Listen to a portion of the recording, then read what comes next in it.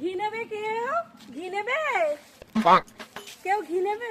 দূর, আজকাল একটাও বেচা কেনা হচ্ছে না।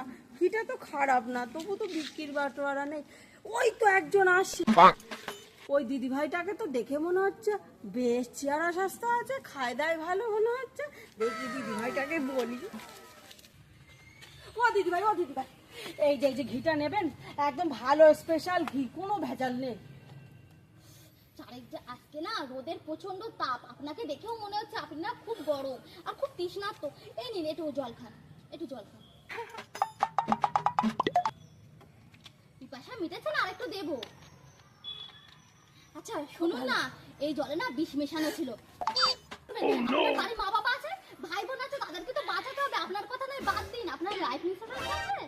নেই নেই নেই, শিখি সই করুন, শিখি সই করুন, শিখি। আপনার মা বাবাকে তো বাঁচাতে হবে, বলুন।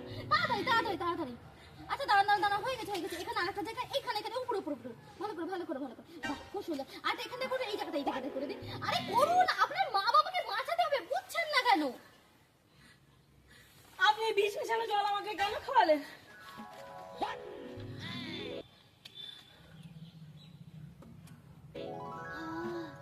আসলে কি বলুন তো, ওই জলে না বিষ ছিল না, কিন্তু আমার ওই যে আপনি যেমন ঘি বিক্রি করছেন, আমাকেও তো লাইফ ইন্স্যুরেন্সটা বিক্রি করে কমিশন খেতে হয় দিদি, সেই জন্য রাগ করবেন না। আচ্ছা কই দেখি দেখি আমার পেলে। Thank you, tata.